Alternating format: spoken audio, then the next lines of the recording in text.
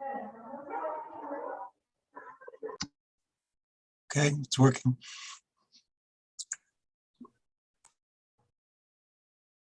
Cool. Well, it is just about 7:04 and we have a great audience on here, so I think we can get started now. Welcome everyone. Thanks so much for joining us for tonight's program with Ajamu Baraka from the Black Alliance for Peace. I'm Kala. I will be moderating tonight along with Amar, Steve, and Rosemary, who will introduce themselves soon. Feel free to drop any questions that you have for Ajamu in the chat throughout the program. We can't promise that we'll get to them since we have a really packed agenda and a lot of issues we want to get to, but feel free to share your questions nevertheless. And before we get started, I also want to thank our event co-sponsors, BDS Boston, Boston DSA Internationalism Working Group, Dorchester People for Peace, Mass Peace Action, of course, Community Church of Boston. Thank you to all these groups for supporting tonight's event and just for your amazing work in general. And now I'm going to introduce Ajamu, and he's going to speak for a little bit. So Ajamu Baraka currently serves as the national organizer and spokesperson for the Black Alliance for Peace. In 2016, he was the Green Party nominee for Vice President of the United States, and in 2017, he helped found the Black Alliance for Peace, whose mission is to recapture and redevelop the historic anti-war, anti-imperialist, and pro-peace positions of the radical Black movement. So without further ado, I will pass the floor to Ajamu, and then we are going to jump into questions.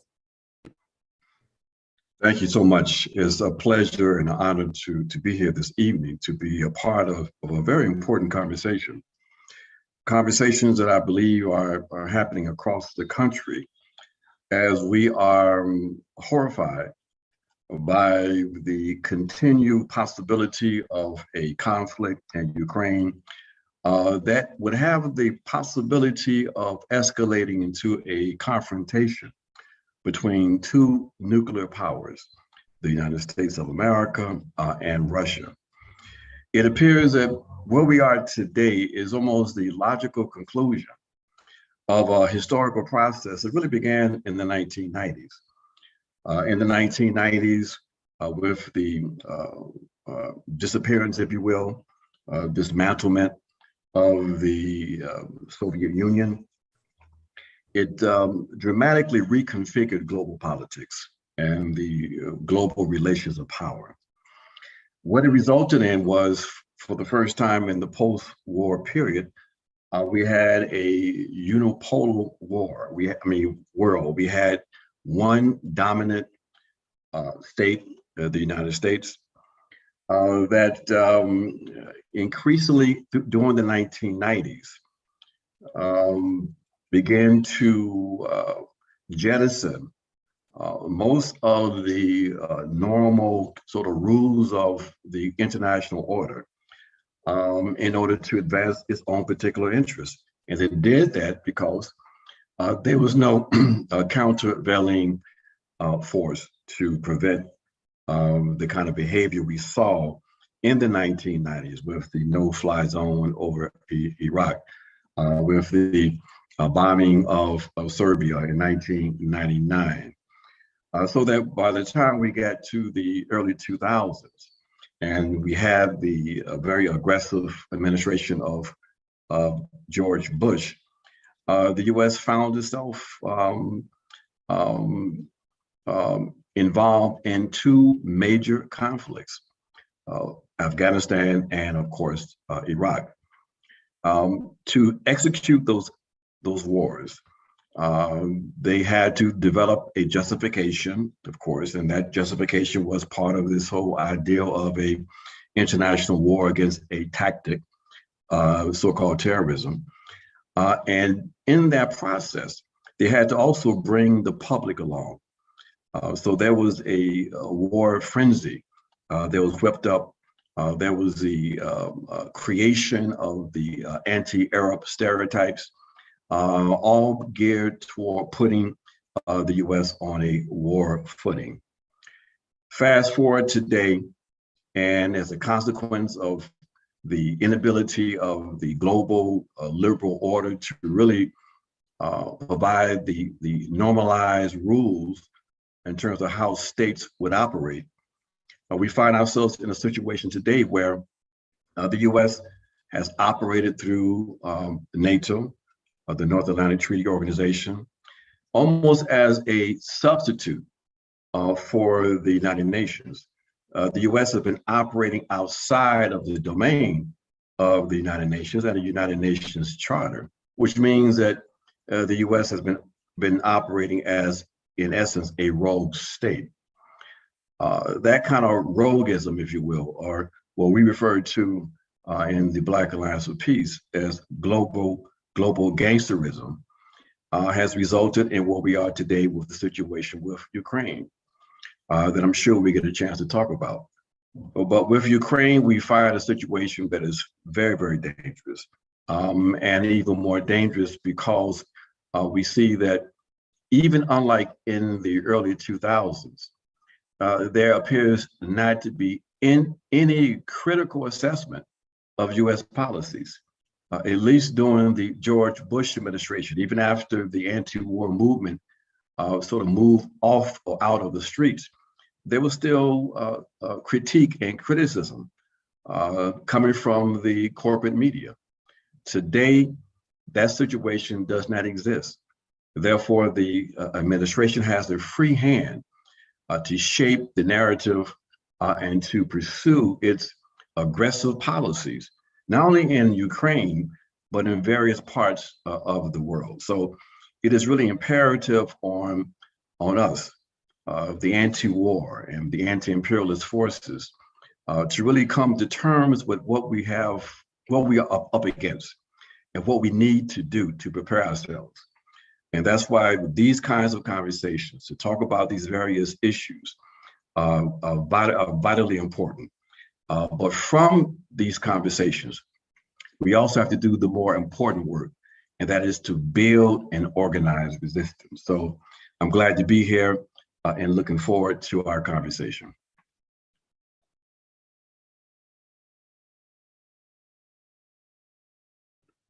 Awesome, thanks so much. And Steve is going to jump in with our first question. Right. Let's circle back actually, since you already mentioned Ukraine and its relationship to NATO and Russia and the US are pretty salient. You know, since we've had breathless media coverage about the likelihood of war, how do you think that Ukrainian integration into NATO serves US political and economic interests? And why do you think it's being pursued despite the risk of conflict between two nuclear states? Yeah. I think that the main objective of US policies in Ukraine is more so directed toward trying to maintain its hegemonic position in Europe. Ukraine is a valuable territory to control. We know that the US has the effective control over it since 2014. In 2014, with the US initiated coup, the Ukrainian state lost its independence. The struggle right now for the US is to try to undermine the growing power of Russia. The struggle is around control in Eastern Europe, and Ukraine, of course, is involved in that. But it's also the struggle to make sure that in attempting to control Russia, that the US creates scenarios in which they can use a tool that they have been using quite effectively over the last decade or so, which is sanctions, unilateral coercive measures, as a weapon, an economic weapon, basically, to give the US and to give US capital a comparative advantage. So they have an interest in attempting to try to bait the Russians into a military move that would allow them then to impose sanctions in order to not just isolate Russia, but to isolate the Russian economy from the possibility of further integration with the European economies that the US is desperately trying to maintain some degree of hegemony over. Thank you, John. Well, I think Ajamu will move to Africa.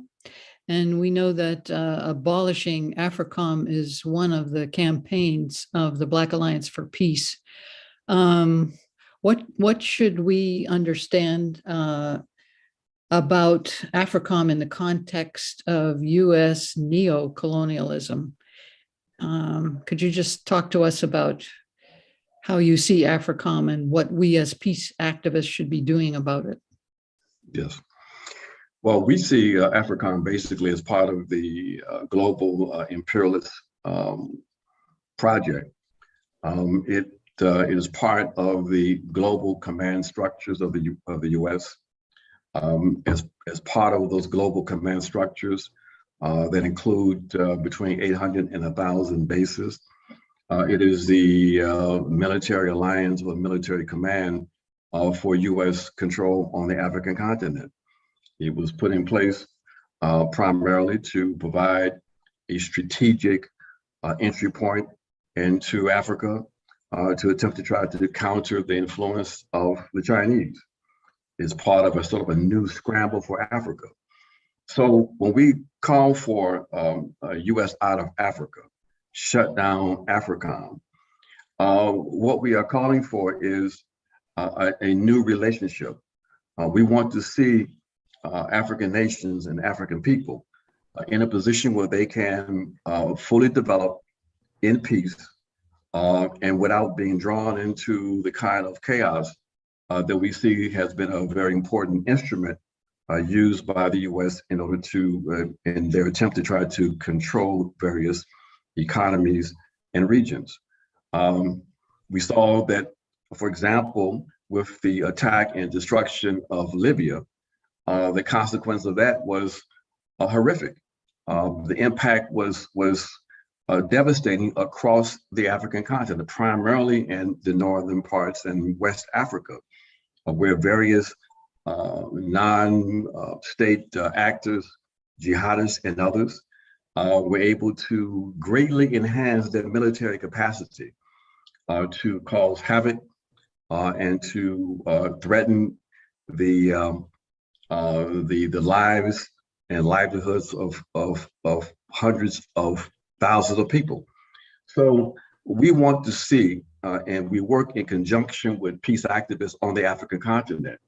We want to see Africa to be free of this military competition. We want to see African people given an opportunity to, in fact, develop. But we also are not naive. We recognize that for AFRICOM to be shut down, it means we have to confront the neo-colonial leadership on that African continent. So we have, so it's a multi-pronged approach to this challenge. We have to educate people in the U.S. on the existence of these global command structures, and then we narrow down to the existence of AFRICOM, and we have to also strengthen our ties with peoples on the African continent that are locked in social combat with their neo-colonial puppet governments. So it is both a project that has to be geared toward the U.S., trying to change U.S. policies, but it's also a project for having to strengthen the ties between the anti-war and anti-imperialist forces in the U.S. and those forces on the African continent. So again, it's geared toward building more effective transnational cooperation, where we can concentrate our powers in order to build real effective solidarity between us. Great, thank you. I just want to remind people to put questions in the chat. We're going to go through a series of questions, but then we'll be taking some from the group as well. Great, thanks, Rosemary, and thank you, Ajamu. So I have two questions here in regards to China. And by the way, we're trying to cover a lot. Any one of these topics could be a webinar of its own. But I have two questions here in regards to China. You alluded to Chinese policies in regards to Africa, and we often hear this thing about debt traps or so-called Chinese colonialism in Africa. So could you talk to us about that? Like what's really going on there? Because I don't know much about that. That's the first question. And then the second question is that in a lot of these progressive and left spaces, I'm hearing a debate about, for example, how much should anti-war people or leftists criticize a country like China or Russia, but let's say China for now, in regards to, let's say, their policies with the Uyghur Muslims or with Hong Kong. So some people are very concerned about that, but then there's others like myself who feel that as Americans, it's not our place to criticize other countries. It's hypocritical, and we're also worried that by doing so, we might be feeding into US propaganda and militarism. So I just wanted to get your thoughts on that. What do you think? Very, very important, complex issues we have to confront.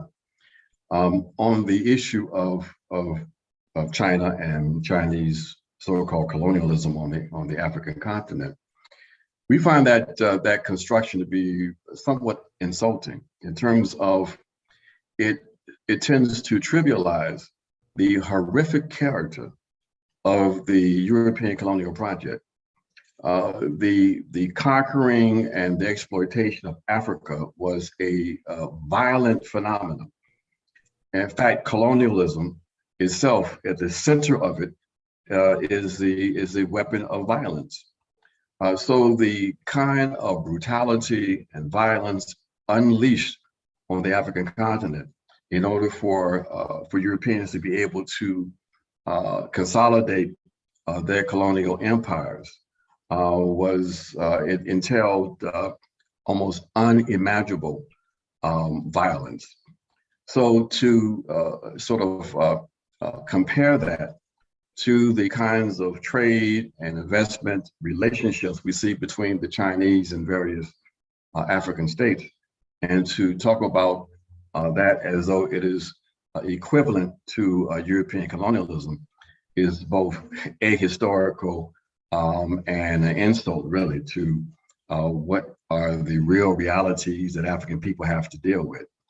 So we understand that there are various arguments. We know that people are looking at and been propagating these stories around debt traps and the Chinese seizing the resources of various African states, ports, and et cetera. For the most part, these stories are exaggerations. There are some issues with some of the projects in some countries, but we reject this false equivalency between European colonialism and the devastating impact it's had in terms of undermining the ability of Africa to develop and the activities of the Chinese today on the African continent. So we reject that completely. The issue of human rights is a very important issue. That decision on the part of various organizations to comment on human rights is really up to them. We tend to share your construction that while it is important to stand in solidarity with all people who may have their human rights threatened, we also want to be very cautious of giving ideological cover under the guise of concern for human rights to imperialist policies being advanced by what we see as the #1 enemy, which is Western imperialism. So we then suggest that when it comes to the issue of human rights and imperialism, that our target has to be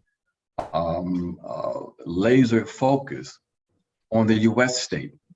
Our responsibility is to put a brake on US policies. If there are international threats to the peace, then that should be taken up by the body that's tasked with that responsibility, which is basically the UN Security Council. So we believe that these issues are important, but we also know too that there is a vast and intense propaganda war, and it's very difficult to discern what is objectively the truth. So we are very cautious around those issues.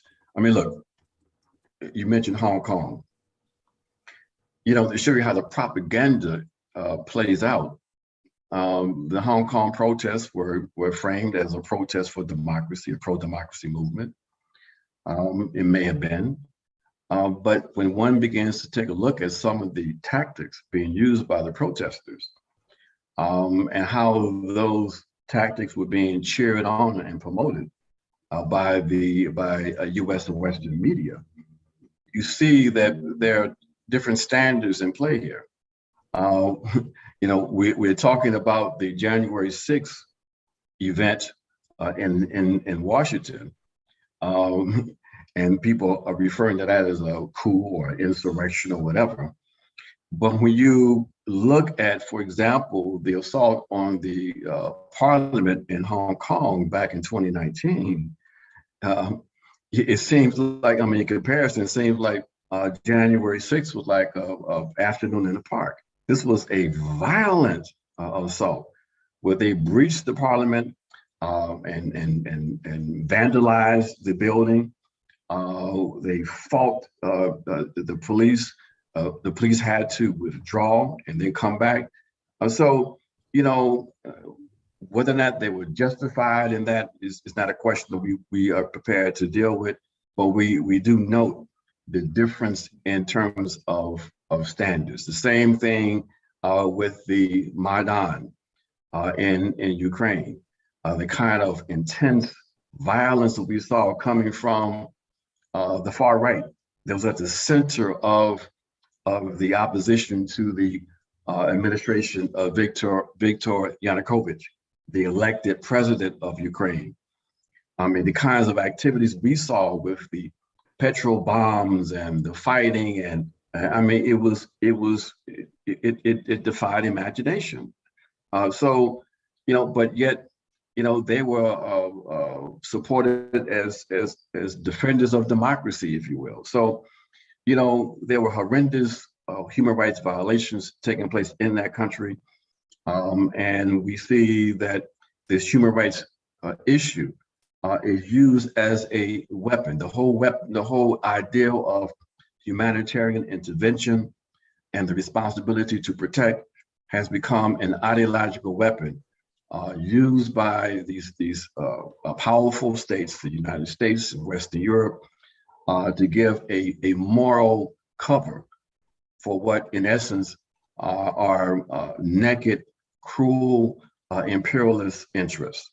So we have to be very careful with these issues, and that also, you know, compares to or relates to the issue of what's happening with the Uyghurs. We tend to suggest that all people have a right to self-determination, and we know that there are some issues in Xinjiang province, you know, but we also, again, are not willing to go off of distorted or inadequate information that will then have us aligning ourselves with the policies of the U.S. state that does not really have any real interest in the human rights situation of Uyghurs. In fact, we say it is the height of hypocrisy that the U.S. we see as the #1 human rights violator on this planet, being allowed to embrace human rights and to project itself as a defender of human rights and democracy. And we're not going to play that game.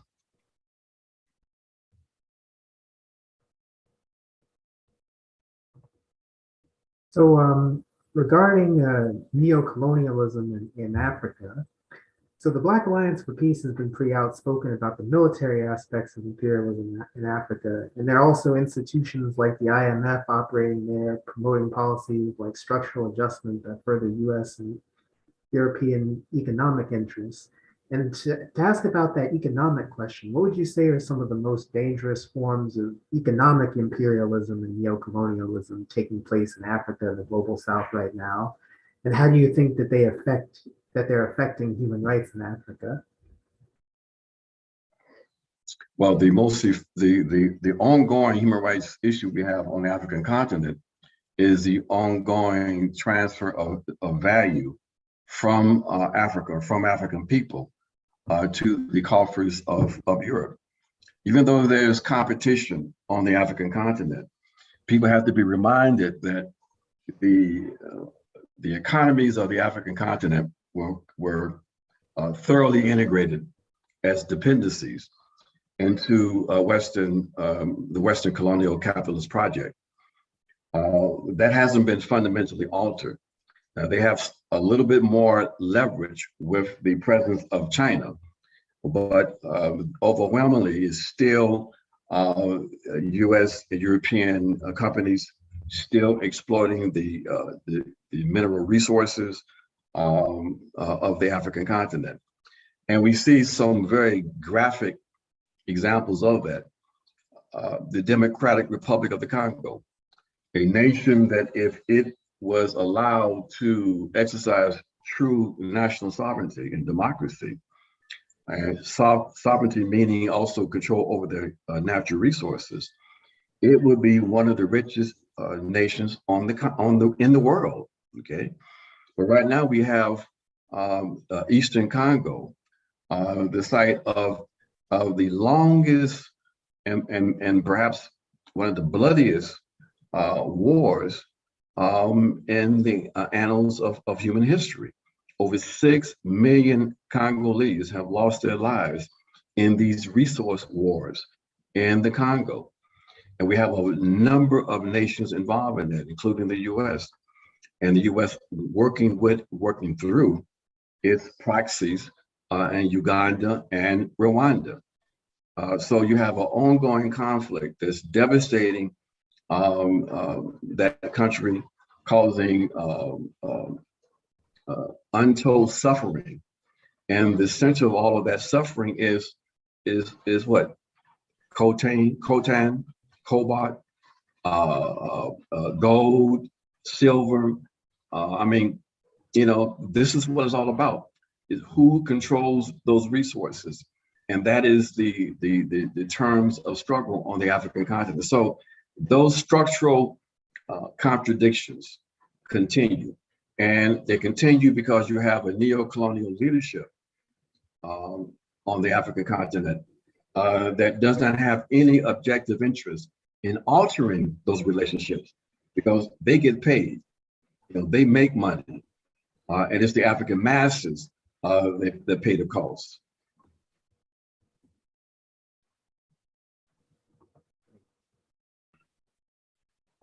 All right, thanks so much. I want to ask a question that someone dropped in the chat. Eden said, there is human rights violations and a year of genocide happening in Tigray, Ethiopia, and the US or UN has not intervened.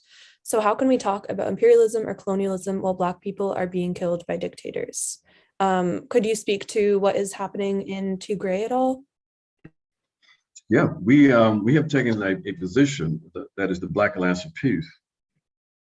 Well, we have criticized pretty aggressively what has unfolded in Ethiopia. But we have a slightly different perspective on that than the individual who presented that question. It's very difficult, folks, once, the bullets start flying to differentiate the war propaganda. But what you can do in terms of trying to understand a situation is to look at the chronology of the events. Now, what we saw in Ethiopia was that there were some internal political issues related to a reconfiguration of political power within the Ethiopian state that resulted in the folks from the Tigray region, in particular their ruling elements, being locked out or marginalized within the political process. And there was great resentment. Well, we don't need to get into that necessarily, but what we look at, though, as a consequence of that situation, what triggered the conflict, and I don't think anybody who's honest, can disagree with this, was that the TPLF, the organized arm of the Tigrayan people, or at least a section of them, attacked the northern command of the Ethiopian state back in was it November of 2020, and that sparked the conflict. The idea that we just ignore that, to me, is not honest. It's not honest at all. Now, whether or not whatever side one is on, that's an objective fact.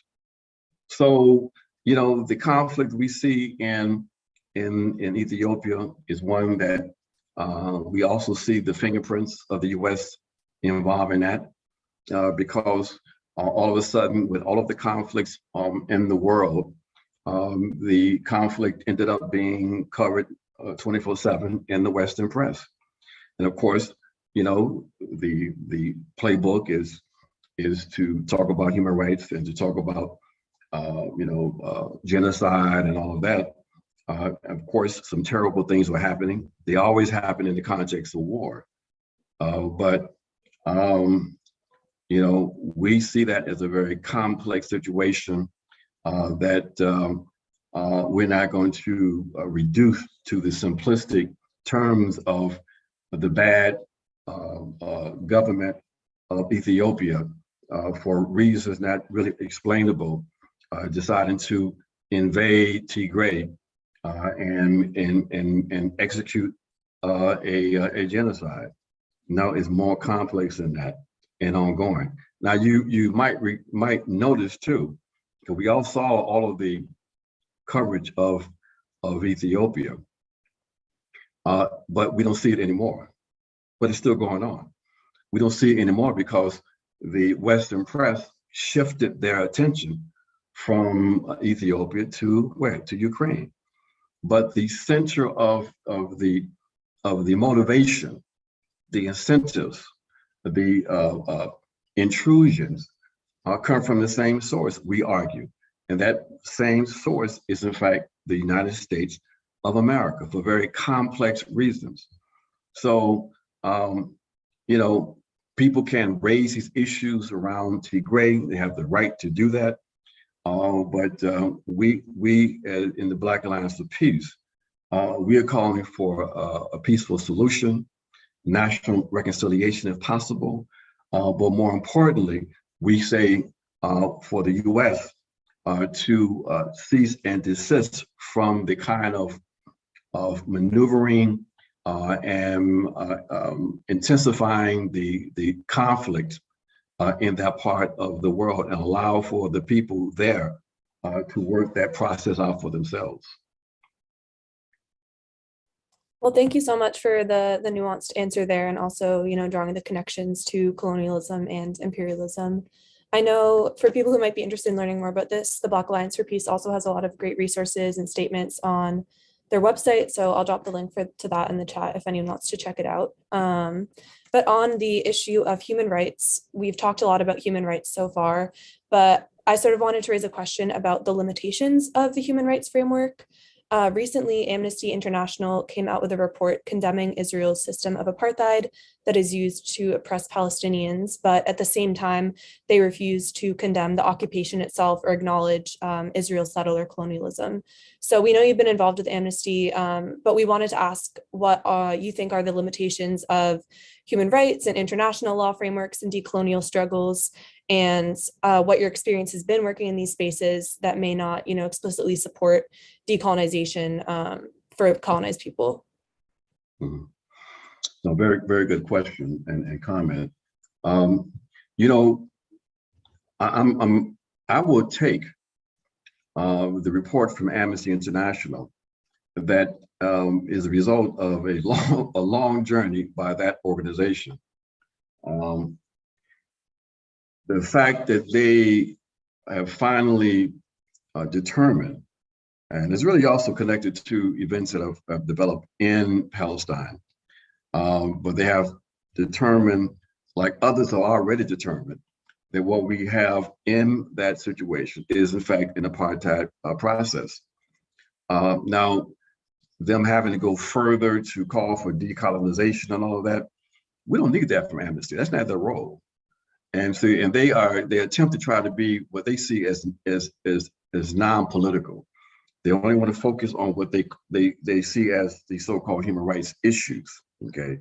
And they try not to be drawn into the political dynamics, okay? Now, what happens is, of course, is they don't understand that sometimes silence also suggests alignment with certain powerful forces. But we're not going to get much more from Amnesty than what you see. I'm all right with that myself. Now, what we don't want to do, though, is to conflate that kind of activity with the full range of what we refer to as human rights. There are real limitations in the Western liberal conception of human rights, no question about that. They tend to be focused on the individual. They tend to be state-centric in the sense that the provisions, principles that we identify as human rights tend to be developed by states, and they tend to not provide the kind of framework that is of deep value for peoples who are still colonized. So that's why we operate in the Black Alliance of Peace from a conception of human rights that we say represents a decolonial framework. This framework is a framework that centers the question of colonialism, that that raises up the principles of social justice and democracy. It says that if human rights are going to be relevant to the oppressed, to the colonized, that they have to be recognized, that they cannot be realized within the context of capitalism, that capitalism and human rights are incompatible. And so we say that operating from the people-centered human rights framework, that the only way that you arrive at a society in which human rights in their full expression can be realized is after you radically transform the society, okay? So in that way, the people-centered human rights framework is a revolutionary framework, and that departs dramatically from the traditional liberal human rights frame. So yes, human rights in the liberal frame are very limited. They do provide some useful language, but in terms of that framework having the kind of power and potential that would be useful to the oppressed, we have to operate from our own framework. And we say that framework is the people-centered human rights framework. Well, thanks so much for that answer. I really liked how you framed that, between the Western liberal conception of human rights versus actual revolutionary decolonial conceptions of it, and how we can sort of reclaim the idea of human rights to use for a revolutionary cause. So thank you for that. I hadn't thought about it that way before. And now I'm going to pass it to Steve for another question.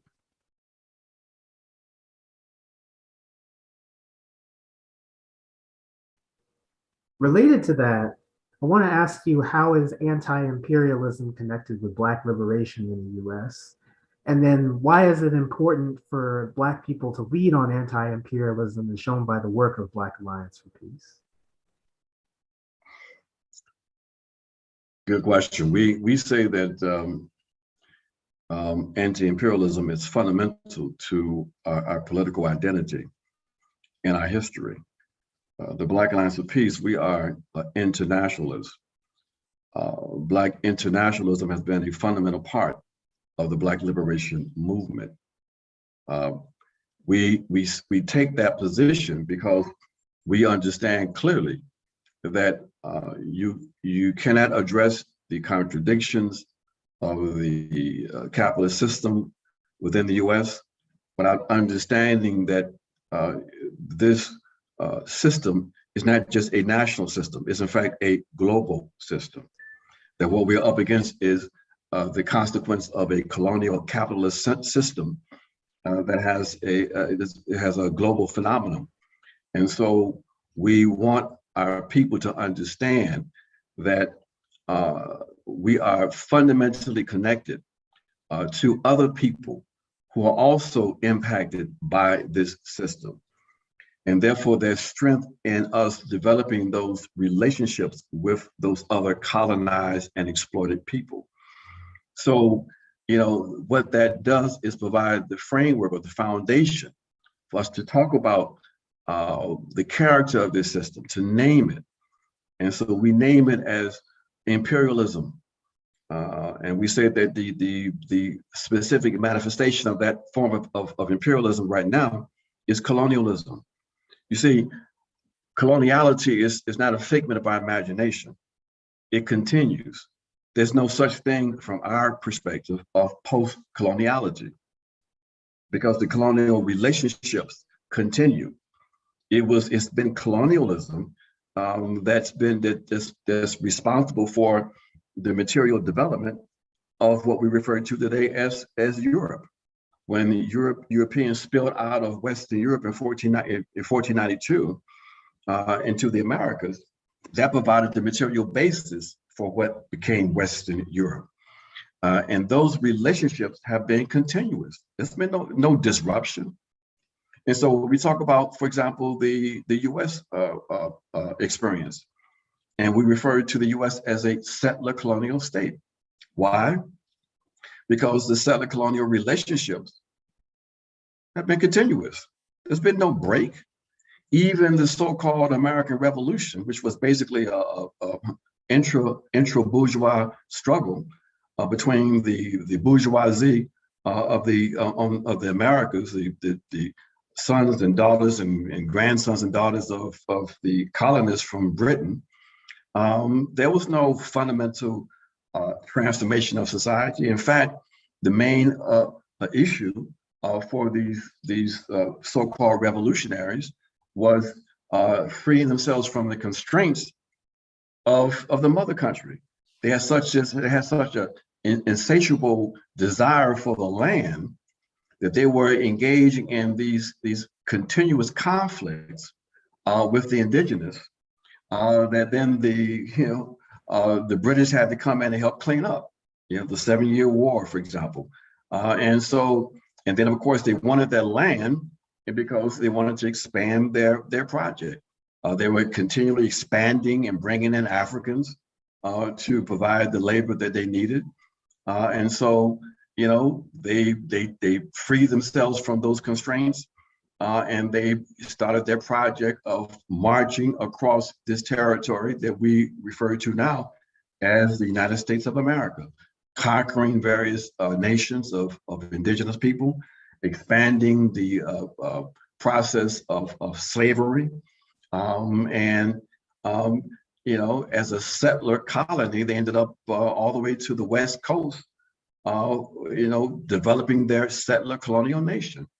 And so the state that they put in place in 1791 with the new constitution and all of that was nothing but a codification of that process. And in that settler colonial constitution was the legal foundation for the continuation of slavery until 1809, well, at least slave trade, and provisions to capture, escaped slaves. Okay, it codified the fact that indigenous people were basically still not seen as human beings, and the only reference to Africans as human beings was for the purpose of congressional counting. And at that point, we were only 3/5 of a person.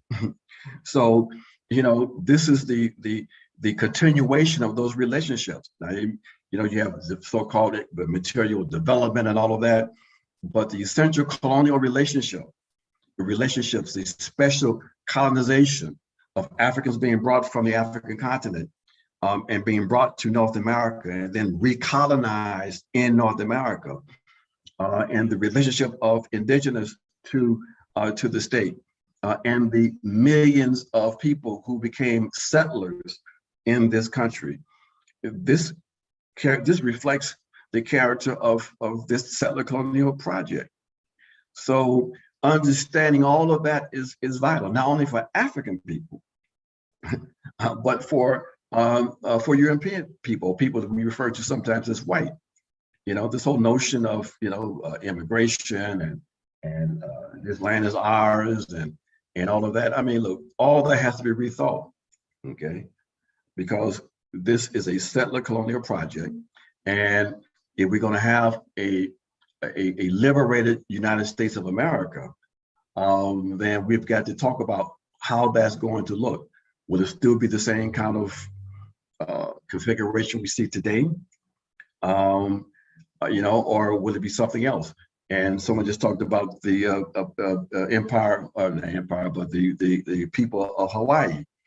All of these things were colonial conquests across the country, and then when they got to the West Coast, they expanded, kept on going west, and they conquered the people of Hawaii. They ended up going into the Philippines, and after they provoked the war with the Spanish. The U.S. is a settler colony.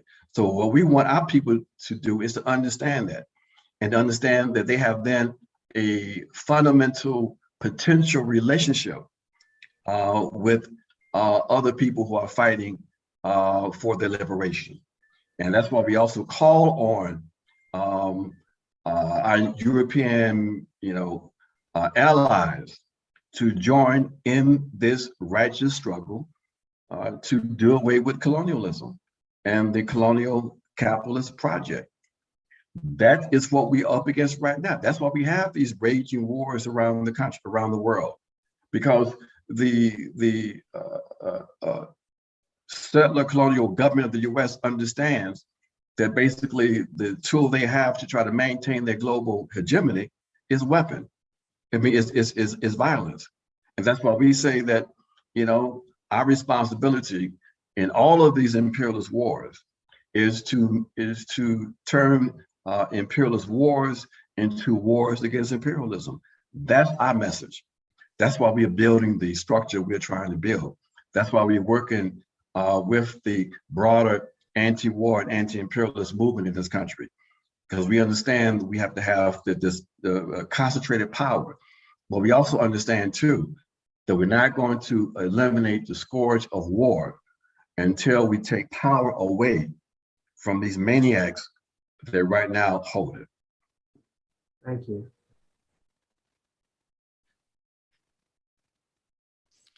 Thank you, Ajamu.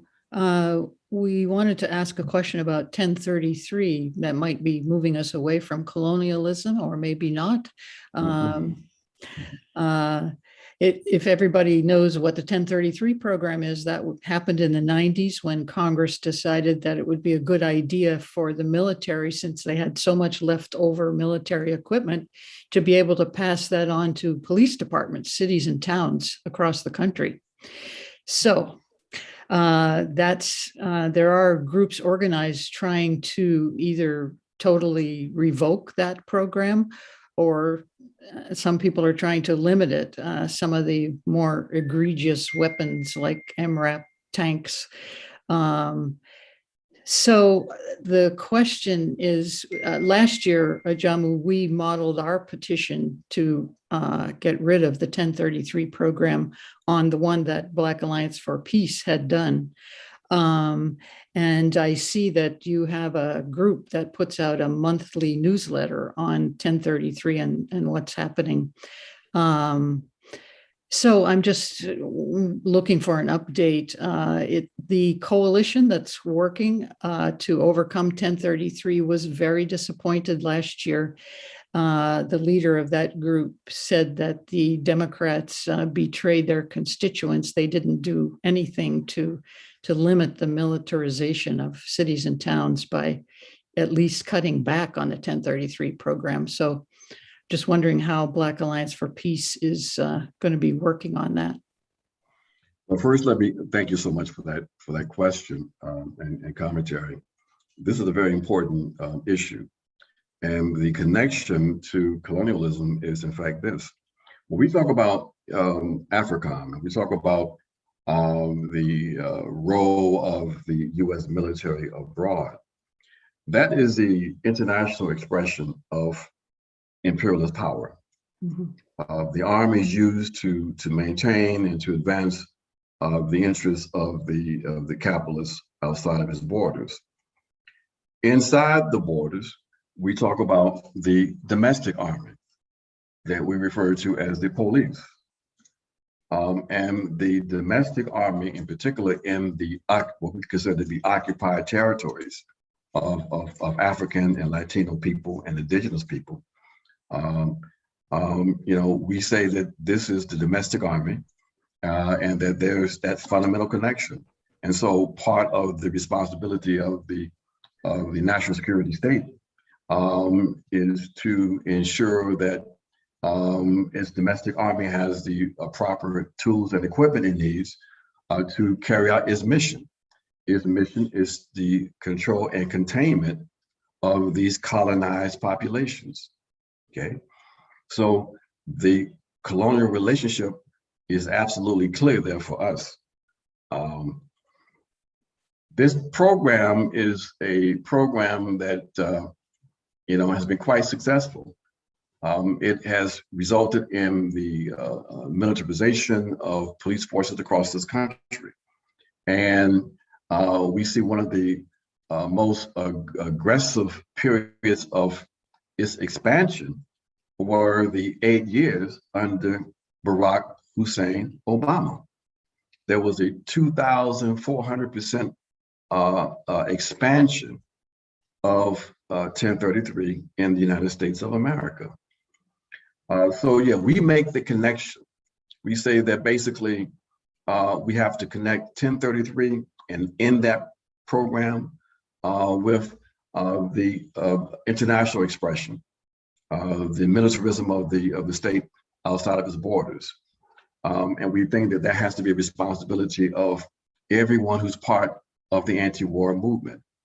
That, we can't talk about ending violence and arms control, arms training, and not say anything about the violence coming, just the result of the militarization of the police forces inside the United States of America.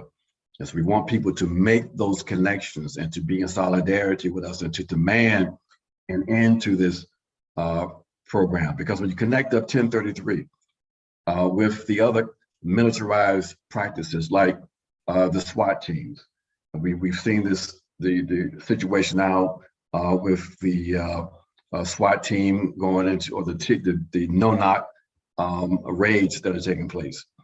SWAT teams do that also. All of these practices are practices that are part of the everyday experiences of people who live in these colonized spaces. And so we said that the anti-war movement or pro-peace movement has the responsibility to help to highlight this and to be in opposition to this form of militarization. So thank you all for the work, and I'm glad to hear that that petition was a model. We're gonna push that again, this year. That sounds great. We'll keep an eye out for that. Rosemary is one of our leaders leading on our 1033 work. So we're seeing a lot of really great questions in the chat, and we're going to get to them in a second. We're making a list of them and we're going to ask them.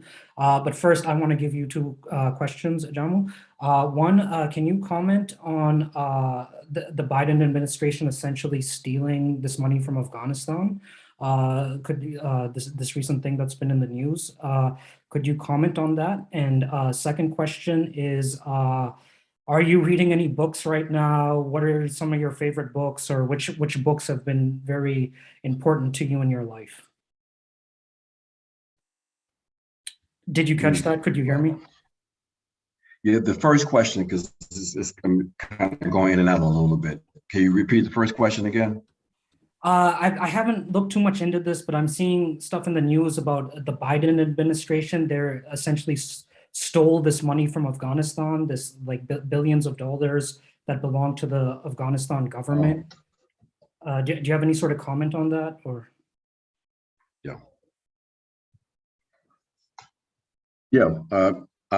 It was obscene. That basically you have a situation where the Afghan people are suffering as a consequence of US policies. They brought war to their country for 20 years.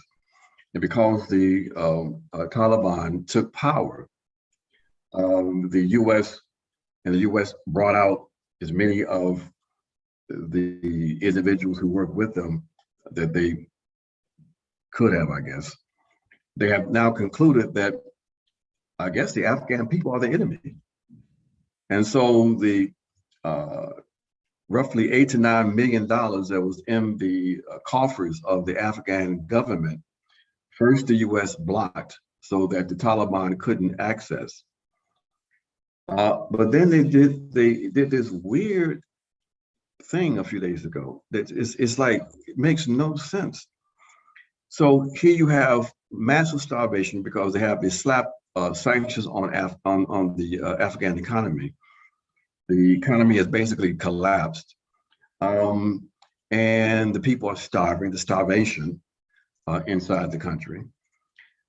But then the Biden administration says, well, instead of us releasing some of this money to the Taliban and to the government to address the needs of the people, we're going to give this money to the families of the surviving families of 9/11.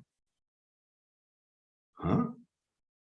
Are you saying that everybody in Afghanistan was responsible for 9/11?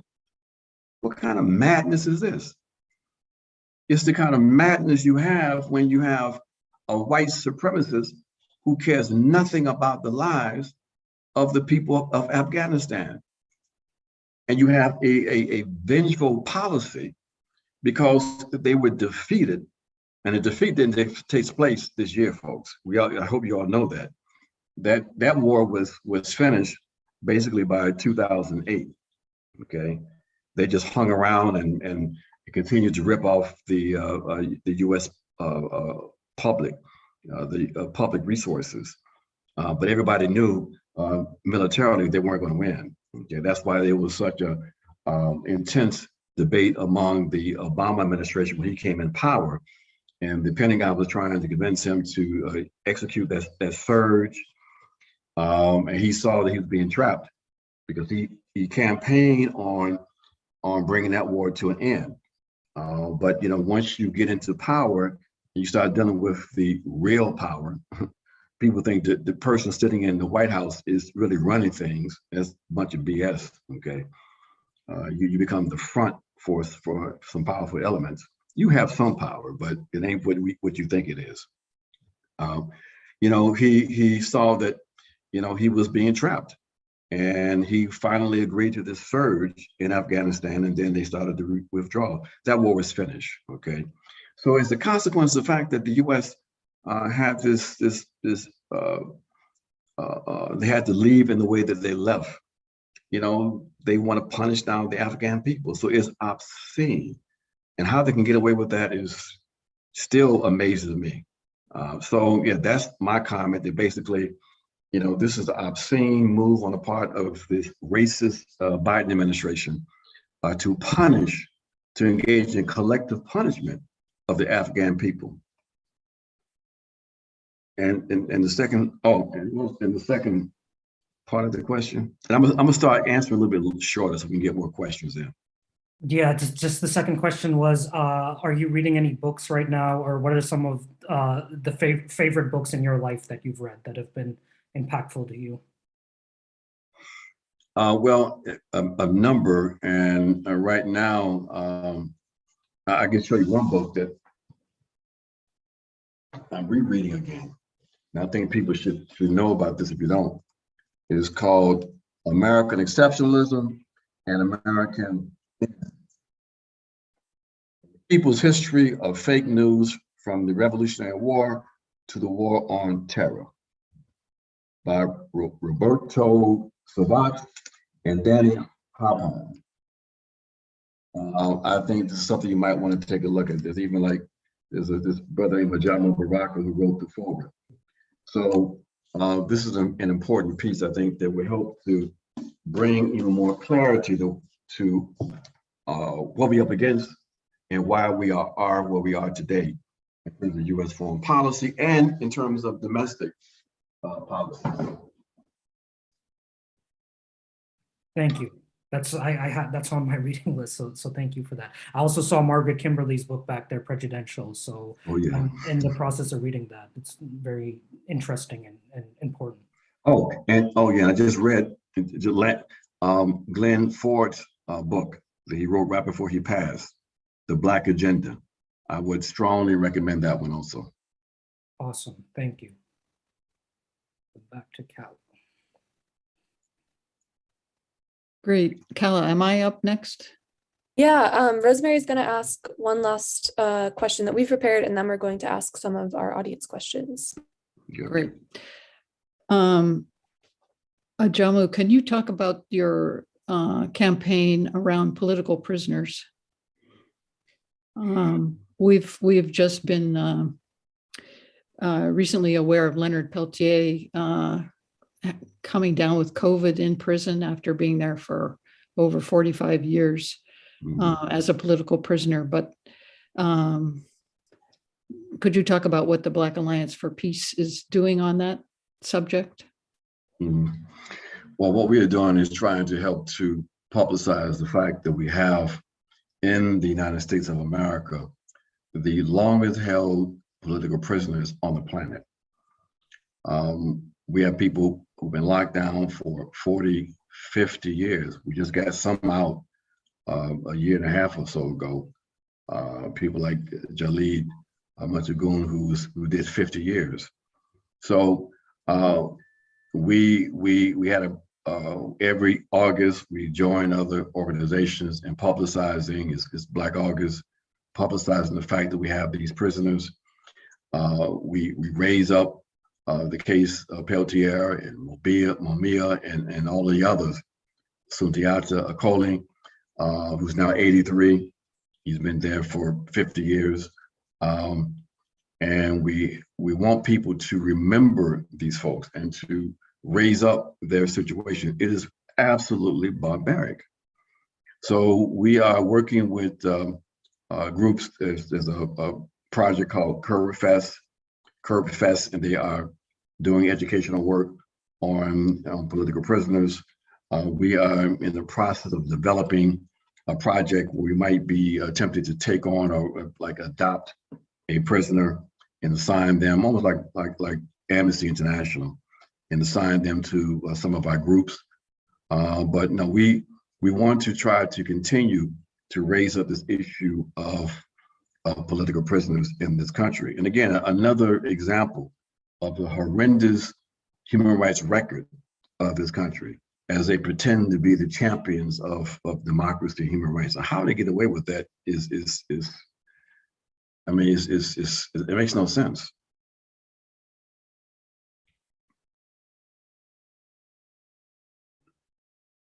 All right, now I know we are hopping all over the globe here, but I have an audience question about Ukraine.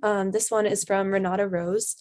They asked, I have the impression that through NATO, the US is actively undermining the European goal of a united Europe, including peaceful cooperation with Russia. The proposal of Finlandization of Ukraine by Mr. Scholz, who I believe she's referring to Marty Scholz, seems a good idea, but the US does not want it because the US wants to have more influence. What do you think? Well, I agree.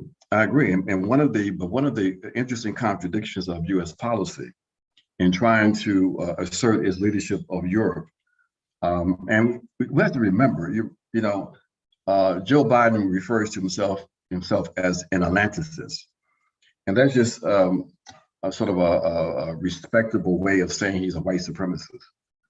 He believes in the unity of Europe and the U.S. And their collective interests. But he also believes in the hegemony of the U.S. in Europe. But one of the results of his stumbling, bumbling policy on Ukraine is that while he will suggest that Europe is united with the U.S. vis-a-vis Russia, the reality is that what they ended up doing was allowing real divisions that have always been there, but have been somewhat suppressed, if you will, or managed among the European powers vis-a-vis the U.S. The U.S. in their reckless policies, they have caused this. And what we're referring to here, folks, is the kind of capitalist competition that you have when there's also an alteration in global power. The capitalists in Europe were, sort of still, I wouldn't say dependent, but still subordinate to, of course, U.S. capital, because U.S. finance capital is the real power in the world, okay? But with the rapid decline of the U.S., all of these conflicts of interest and even contradictions have been coming to the surface. And so when they will slap sanctions on Iran, for example, and have secondary sanctions, which means that basically those European countries that were in Iran, they were making money, they had to leave. And it cost them a lot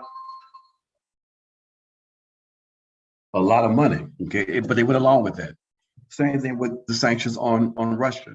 You have agricultural capitalists in Germany that lost a whole bunch of money and forever, because as a result of slapping on those agricultural sanctions on Russia, what that compelled the Russians to do is to develop a more independent agricultural process.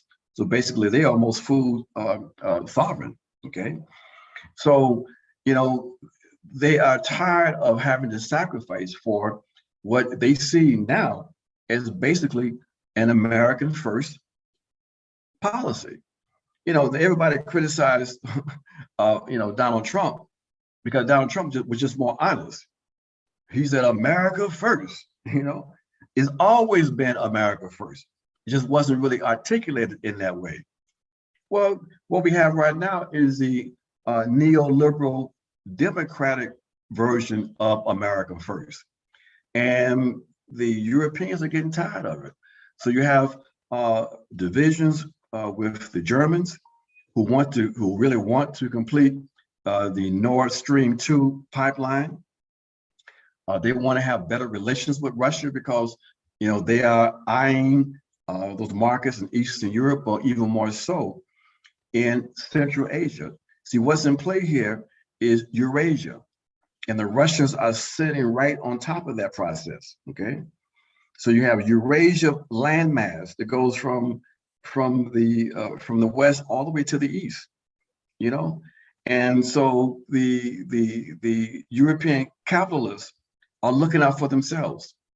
So these are the contradictions that we see. And so the question is spot on. That basically, and we welcome these divisions because see, we identify what we refer to as the US, EU, NATO axis of domination. And we want to see them split up because we see them as a primary enemy. So the bubbling, fumbling policy of the Biden administration is, we say, bring it on. Because in the end, what you're having is the French and the Germans beginning to make some moves. And you have a real intensifying contradictions between the US and European capital. It's very, very interesting. Yeah, I agree. Like everything I've been reading and hearing is that Europe does not want an antagonistic relationship with Russia. They're neighbors. They want a good relationship, a trading relationship. All of this U.S. Warmongering, essentially, it's hurting Europe's relationship with Russia, which is destabilizing to the world. Okay, so I think, and thank you everyone for your time and interest tonight, and Ajamu also for your being so generous with your time. I think we're going to ask a couple more questions before wrapping up. We have a question from an audience member, Lizzie. Lizzie is asking, can you comment on the US Innovation and Competition Act in the framework, in the frame of imperialism? I met that up on that particular act. Yeah, so I couldn't really comment on that. That's well, it, we've heard people describe it as like an anti-China bill. Maybe you could speak more broadly about US policies in regards to China. Oh, you mean this is connecting to the America's Complete Act? Yes. Oh yeah. And we put out a statement on that. That basically it is throwing or giving the people's resources again to corporations in order to theoretically enhance their ability to so-called compete with China. But it is in fact an effort to try to undermine the Chinese and the Chinese economy, to put certain brakes on innovation or the sharing of innovation, to prevent the Chinese from having access. It is another imperialist device that's been used to try to subvert what these capitalists used to claim was the free market and the rules of the free market. But instead, what they're doing is trying to provide advantages for themselves. And that's what this piece of legislation is all about. Thank you.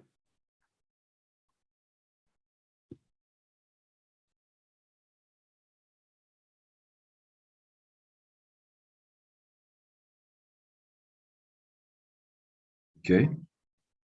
All right, and now we're going to pass it to Steve for one more question. So one last question. I thought we were going to, sorry about that. I thought we were going to ask a few more audience questions. But to put a bow on everything that we talked about tonight, how can the Black Alliance for Peace and MAPA work together for peace and justice? And in general, what can we do as peace activists to work towards the ideals of anti-imperialism and internationalism? Mm-hmm. We have to strengthen our organizations. We have to engage in public political education with boldness and confidence. We have to be prepared to experience the critique and criticism that we will receive when we take positions of principle in opposition to U.S. interventions, U.S. imperialism. Because we know that we have in the U.S. a liberal left that always finds creative ways to align themselves with imperialism. They might frame it as being critical of the policies of a particular country or whatever, but objectively, they find themselves on the same side of Western imperialism. And then they will viciously criticize those of us who won't follow them in that direction. We say we stand with the peoples who are trying to develop their own projects. So we stand with the people of Venezuela, of Nicaragua, of Cuba. We will oppose any efforts to try to undermine the election that's going to take place in Brazil that may bring back the Workers' Party. We want to protect the newly elected government in Honduras. We are saying that we're not going to fall for the propaganda being pushed about what's happening in Ethiopia. So these are positions that will generate intense anger from various elements, but we have to do it if we are serious about trying to address these issues of war and imperialism. And so we have to do that. Let's strengthen our organizational ties. We have the Black Alliance of Peace. We've been involved in the mobilizations around the Ukrainian issue. We have a lot of information. I would suggest that for folks who have a desire to learn more about the Ukraine issue, we have you go to blackallianceofpeace.com and go to resources, and we have a Ukraine page that lays out our positions, and we have an element there that lays out the role of NATO. We are particularly opposed to NATO. We see NATO as a white supremacist structure that needs to be destroyed. Okay, and so you see that section, and you see why we are taking that position. So we need to engage in public education. We have a BAP Solidarity Network that organizations can join. We are developing projects as we're shifting more weight of our work toward the Americas. We've been doing work on AFRICOM, the US Africa Command, but now we're developing and prepared to do work on the Southcom, which is the Southern Command, the command that covers the Caribbean and Latin America.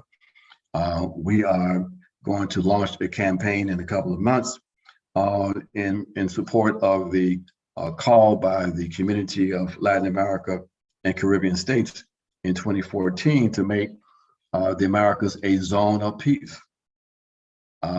So we want folks to understand the full range of what we have to do to build this movement. But again, strengthening our organizational ties, boldly going out and doing the work, mobilizing when we need to, like around Ukraine and other issues that will come up, because we say today it's Ukraine, and next week it may be Taiwan, and so we say be prepared for the mobilizations, and let's continue to try to build this movement. The people are there. I mean, there's still, the numbers suggest that the people are tired of these endless wars. We just have to be more creative in trying to penetrate the grip that the bourgeois press has on the population, which means we got to be creative, and so we got to build this movement. It's all about organization, not individuals, but organization. So let's strengthen the ties between our organizations, and we just keep on building. That's all we can do. That's all we can do. Well, thanks so much. I love finishing off with a really strong call to action. And we dropped the link to the Black Alliance for Peace website in the chat, so really encourage people to check that out. I love what you said about being creative in our organizing. I think for me, especially as a young person, it's really inspiring to listen to people of all different ages come together around anti-imperialism. I think the bourgeois press plays up a lot of, tensions between generations and tries to pit us against each other. But some of the most powerful work comes when we're working together and doing this sort of intergenerational organizing. And the Black Alliance for Peace has a lot of great digital resources that young people and people of all ages can access. Ajamu's Twitter is also great. You guys should all follow him on there. And just want to let people know that we will be emailing out a recording and more information about getting involved in all of the work that was mentioned tonight afterwards. Again, check out the Black Alliance for Peace website.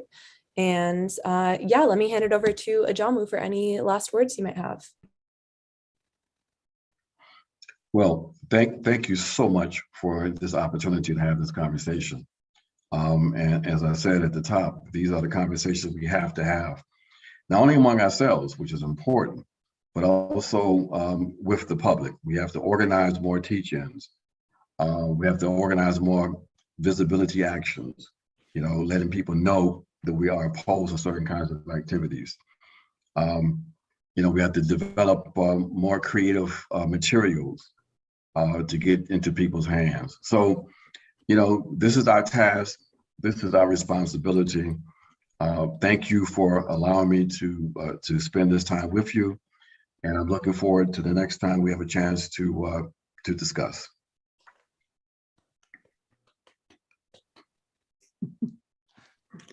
Thank you. Thank you. Thank you, Ajamu. Thank you. We're saying good night, I think, right? Yeah, Yes. we can do a virtual round of applause. Good, good. No compromise, no retreat. Build the movement. Say it. Later. Ciao. Remove. Fun. Ciao.